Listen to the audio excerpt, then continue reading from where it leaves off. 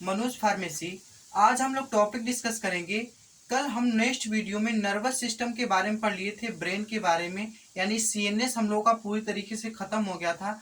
आज हम लोग देखेंगे ऑटोनॉमिक नर्वस सिस्टम। सबसे पहले इसको चार्ट के थ्रू यानी ग्राफ के थ्रू देखते हैं। हम लोगों की टॉपिक है नर्वस सिस्टम। नर्वस सिस्टम, इसको हिंदी में बोलते हैं तंत्रिका तंत्र। इसे हिंदी में क्या बोलते हैं? तंत्रिका तंत्र। देखिए, इसको हम क्लासिफाई करते हैं। हम जानते हैं कि हमारा नर्वस सिस्टम जो होता है वो टू पार्ट में डिवाइड होता है, सीएनएस और पीएनएस। सीएनएस के फुल फॉर्म की बात करें तो सेंट्रल नर्वस सिस्टम, और पीएनएस के फुल फॉर्म की बात करें तो पेरिफेरल नर्वस सिस्टम हो जाता है। हम जानते थे कि जो हमारा सीएनएस था वो भी टू पार्ट में डिवाइड था। ठीक है, जो हमारा सीएनएस था वो भी टू पार्ट में था, ब्रेन और स्पाइनल कार्ड। ठीक है, ब्रेन और स्पाइनल कार्ड था सीएनएस। अगर इसकी बात करें ब्रेन की तो ये थ्री पार्ट में डिवाइड थी,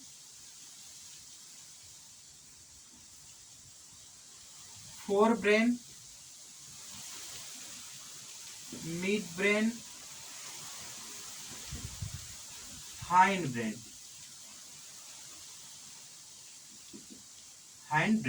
ठीक है, ये हो जाता है सीएनएस का पार्ट। अब देखते हैं पीएनएस का पार्ट। तो ये भी टू पार्ट में डिवाइड हो जाता है। पहला आता है सोमैटिक्स और दूसरा आता है एएनएस। यहाँ जगह कमी नहीं तो फुल फॉर्म बता दें। ठीक है, ऑटोनॉमिक नर्वस सिस्टम। ठीक है, एएनएस का फुल फॉर्म क्या होता है? Autonomic nervous system.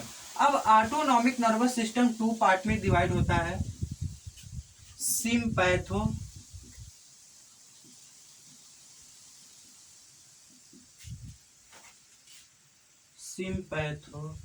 Sympathetic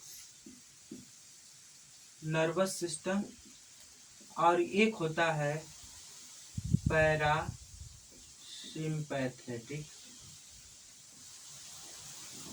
nervous system. जो हमारा नर्वस सिस्टम है उसका क्लासिफाई कुछ इस टाइप से होता है। जो सेंट्रल नर्वस सिस्टम होता है वह सीएनएस यानी सेंट्रल नर्वस सिस्टम और पेरिफेरल नर्वस सिस्टम में डिवाइड होता है। अब सीएनएस टू पार्ट में डिवाइड होता है, ब्रेन और स्पाइनल कार्ड। ठीक है, ये ब्रेन का पार्ट था। अब ब्रेन भी थ्री टाइप से होती है, fore brain, mid brain, hind brain. ठीक है, अब इसकी भी बात करें तो ये इसमें क्या पाए जाते हैं? थैलेमस। अगर इसकी बात करें ब्रेन की, हमने इस वीडियो में बता दिए थे थैलेमस, और एक और पार्ट था इसका था हाइपोथैलेमस।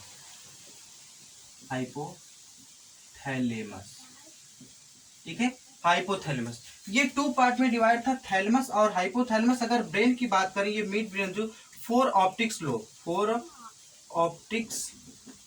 लोब में, और ये जो हाइंड ब्रेन था ये भी टू पार्ट में डिवाइड था, सेरिबेलम।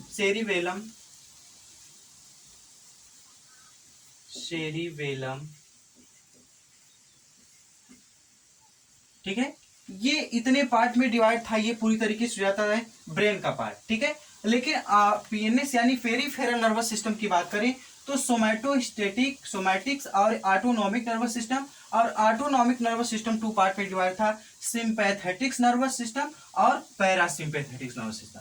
देखिए, अगर सिंपैथेटिक नर्वस सिस्टम की बात करें तो इसमें क्या होता है कि जो ब्लड का प्रेशर होता है बहुत हाई लेवल पे, यानी जैसे अचानक हमारे अंदर ऑटोनॉमिक नर्वस सिस्टम ऑटोमेटिक क्रिया होगी। ठीक है, तो अगर हम नॉर्मल कंडीशन में कहीं भी बैठे हैं, अचानक से अगर हमारे सामने कोई सर्फ वगैरह कोई ऐसी डरावनी चीज आती है जिससे हम चौंक जाते हैं, तो क्या होता है कि उस समय हमारा सिंपैथेटिक नर्वस सिस्टम पूरी तरीके से एक्टिवेट हो जाता है। जब एक्टिवेट हो जाता है तो हमारा हार्ट हैबिट जो होती है, किसी जैसे अगर हमारे आगे अगर सर्फ आ जाता है, फिर शेर आ जाता है, तो हमें फाइटिंग की मतलब आवश्यकता होती है, चाहे उससे लड़ें चाहे उससे दूर भाग जाए, ठीक है, यही कंडीशन होता है। तो अब क्या होता है कि वहाँ हार्ट हैबिट बहुत तेजी से बढ़ जाती है और जो एंजाइम वगैरह होते हैं मुंह में सब सूखने लगते हैं, लार वगैरह सूख जाती है। तो यानी इतने जल्दी देखने पे हमारे अंदर एक डरावनी सी फीलिंग हो जाती है और हम सोचते हैं कि उससे लड़े या फिर भाग जाए वहां से या फिर उड़ जाए उसी जगह से, ठीक है, फाइटिंग की वहां कंडीशन हो जाती है। तो उस सिंपैथेटिक नर्वस सिस्टम में क्या होता है कि हमारा जो ब्लड प्रेशर, भाई जाहिर सी बात है कि अगर हार्ट हैबिट बढ़ी तो वैसे ही ब्लड प्रेशर हाई लेवल पर चले जाएगा, ठीक है। तो जब ये सिंपैथेटिक नर्वस सिस्टम, जब हम किसी चीज को अचानक देखते हैं या फिर डरावनी चीज को देखते हैं तो हमारा जो सिंपैथेटिक नर्वस सिस्टम होता है पूरी तरीके से एक्टिवेट हो जाता है। जब एक्टिवेट हो जाता है तो पूरी तरीके से क्या होता है कि हमारा ब्लड प्रेशर बहुत तेजी से चलने लगता है और हमारे अंदर अलग से फीलिंग आती है, ठीक है, अलग कंडीशन दिखाई देने लगता है। लेकिन अगर वही पैरासिम्पैथेटिक नर्वस सिस्टम की बात करें तो ये क्या होता है, नॉर्मल कंडीशन में आ जाता है।